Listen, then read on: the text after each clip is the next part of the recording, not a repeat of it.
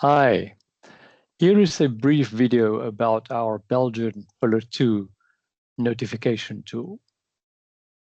So here is the form that you have to fill in for the Belgian Pillar 2 notification. You can see you need the names of companies, you need the jurisdiction, the TIN numbers, all the stuff you can get from your country by country report.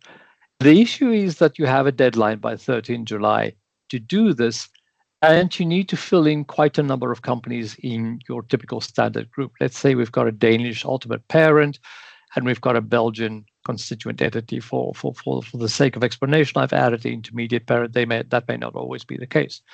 But in this picture, you need to fill in every company that's in dark blue. So every intermediate parent, whether they are Belgian or not, every partially owned parent, whether they are Belgian or not, and whether and then for the Belgian IPs and POPs, you need to fill in all their subsidiaries, whether they are Belgian or not. The form is set up in such a way that most companies you need to list at least once, but the constituent entities you may have to list twice or more times, depending on how many layers of companies you have in Belgium. This is a paper version of the form. You can see there's quite a lot to fill in. You can do this online, but you have to do it on a per entity basis, which is time consuming. So we made an Excel tool that helps you to put in all the entities in one go. And we've made an explanation to the Excel tool to explain what goes where. And if you fill this in and you send us the Excel file, we will convert it for you to XML, which looks something like this.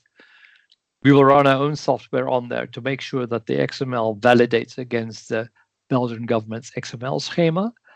And then we'll send you the file, and you can upload this file on a test site to the Belgian authorities and verify that the form is indeed what you think it is, and what it says, what you think it says, and that it is XML compliant. The problem with the online tool is if your file is not XML compliant, for instance, because you use funny characters or you're missing some data, it will not upload.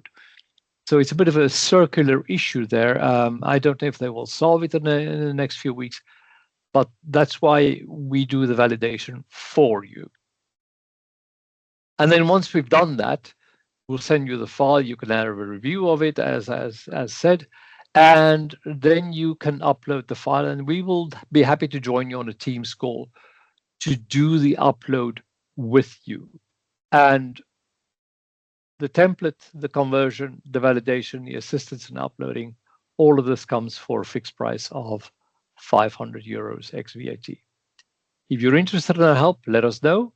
I will leave my contact details in the comments below. Bye for now.